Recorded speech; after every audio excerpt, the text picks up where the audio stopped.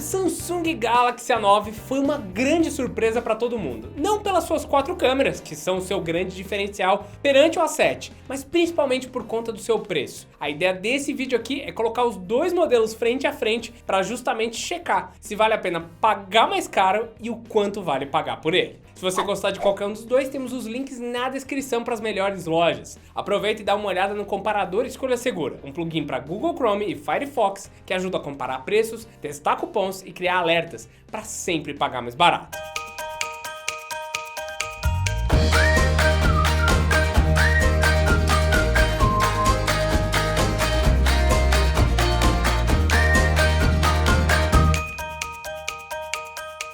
Começando pela construção, o A7 está disponível nas cores azul, preto e cinza. Ele conta com uma traseira de vidro, além de uma armação lateral de plástico. É um celular bem bonitinho, mas não chega a ser um padrão premium, com o A8, modelo anterior da linha, parecendo mais caro que ele, mesmo já estando mais barato. O A9, por sua vez, quer chamar toda a atenção nas cores azul, rosa degradê e preto. Nos dois primeiros casos, as cores foram altamente inspiradas em alguns aparelhos chineses. O principal avanço aqui é na lateral em metal, que dá uma pegada mais cara, por assim dizer. Em pegada, mesmo assim, os dois são bem parecidos, tirando esse lance do material. Ambos são basicamente enormes e disputam espaço no topo da lista dos maiores celulares lançados até hoje pela Samsung. São 162.5mm e tela de 6.3 polegadas no caso do A9 e 159.8mm e 6 polegadas para o A7. O tamanho fica ainda maior por conta das bordas bem largas dos aparelhos, tanto no topo e na base como nas laterais. Eu não acho que dá para chamar o design frontal desses aparelhos de atual. Para mim, que prefiro o celular que cabe na mão, os dois também passam um pouco do limite de conforto.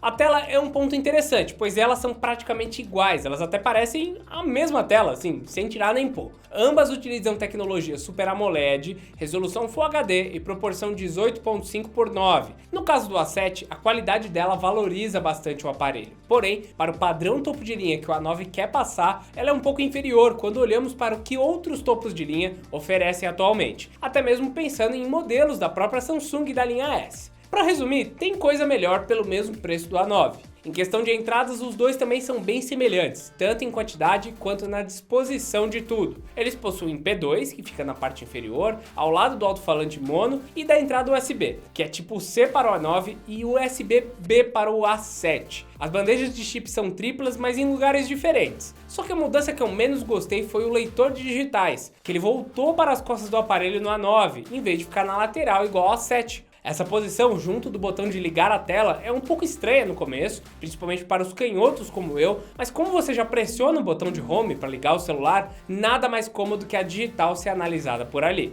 Existe também a opção de desbloqueio facial, que é aquele simplesão mesmo, sem nenhum sensor auxiliar para aumentar a segurança. O que acompanha a câmera de selfie na borda superior é o sensor de luz ambiente, e no caso do A7, a luz do flash. No hardware, os dois aparelhos começam a se distanciar um pouquinho. O A9 possui apenas uma versão de 128 GB de armazenamento, 6 GB de RAM e utiliza o Snapdragon 660, enquanto o A7 possui uma versão de 128, mas também tem uma de 64, com 4 GB de RAM e o Exynos 7885, produzido pela própria Samsung. Os testes de benchmark mostram que o A9 ficou de 10 a 20% na frente do A7, um salto até pequeno de performance, e que é sentido apenas na adição de algumas funções que já falamos mais pra frente. A verdade é que os dois são basicamente celulares intermediários bem semelhantes. Vai ter que exagerar bastante para o número maior de RAM, não permitir que os aplicativos em paralelo sejam fechados e dificilmente algum jogo vai rodar diferente entre eles, mesmo que os números de testes mostrem uma leve vantagem para o A9.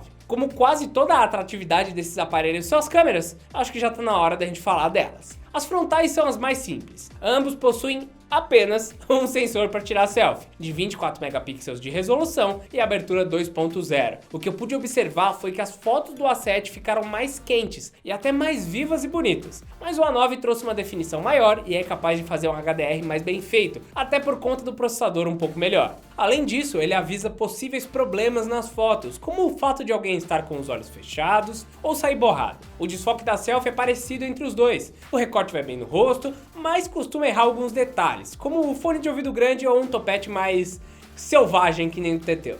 Fotos noturnas também tem uma pequena diferença, mas nenhum dos dois tem bons resultados na câmera frontal com eles. O A7 tenta colocar um flash para ajudar, função que o A9 faz com a própria tela, mas qualquer pessoa que goste de fotografia sabe que isso daí é furado. Aliás, talvez nem seja tão ruim não, é só eu que tô mal acostumado com o Night Sight do Pixel. Na câmera traseira começa a bagunça de lentes. As especificações são todas as mesmas para as câmeras em comum, então 24 megapixels nas principais, ultrawide de 8 megapixels e desfoque de 5. A novidade do A9 é a telefoto de 10 megapixels para zoom ótico. No geral, o padrão da frontal se mantém. O A7 trabalha as fotos num pós-processamento maior para deixar a foto pronta para o Instagram, às custas de um chiado no fundo, enquanto que o A9 prefere fotos mais realistas e com mais nitidez. Na ultrawide, o A7 parece perder um pouco do fôlego para fazer o HDR, então as cores acabam ficando menos vivas do que nas fotos com o sensor principal. Já o A9 consegue manter praticamente a mesma foto que a original, mas num ângulo de visão maior. A função de endireitamento do efeito olho de peixe funciona muito bem nos dois casos. A câmera de zoom é a grande atração do A9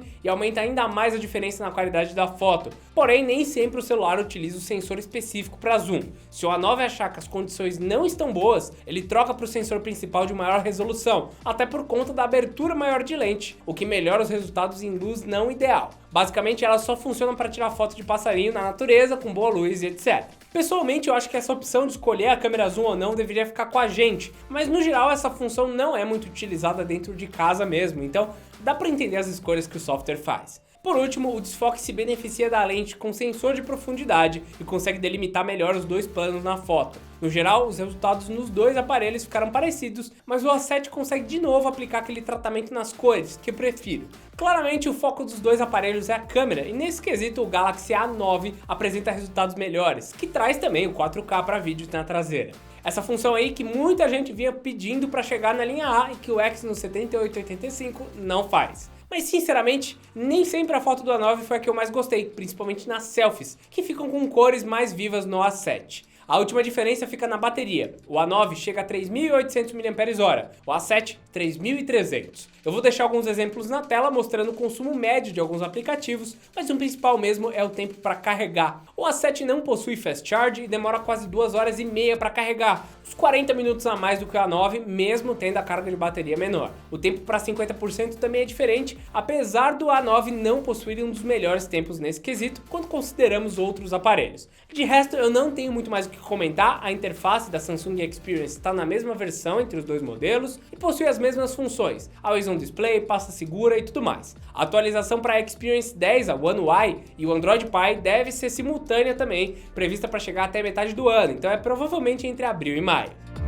Bem, os dois aparelhos chegam com uma estratégia parecida, é um corpo bonito e câmeras até dizer chega, para compensar e aumentar as funcionalidades dos aparelhos. Ambos são celulares intermediários para quem gosta de foto, e apesar do Galaxy A9 ser um bom aparelho, as melhorias são pontuais quando comparado com o Galaxy A7, o que mostra como o preço de lançamento dele foi um exagero. Os dois são bons, mas eu acho que não vale a pena pagar 600 a R$1.000 a mais para ter um pequeno incremento em várias frentes. Melhor seria pegar uma linha S que tem grandes avanços em tela, construção, processador e câmera por quase o mesmo valor. Se o A9 cair para R$2.000 a R$2.200 pode valer a pena, com o A7 perto dos R$1.800. Fora isso, dá uma olhada no S8 Plus ou no S9. Então é isso, eu espero que vocês tenham gostado do comparativo. Se realmente gostou, deixa um like, deixa um comentário e não se esqueça de se inscrever por aqui, porque tem vídeo novo todo dia de guia de compra e tecnologia. Então é isso, meus amigos, e até mais!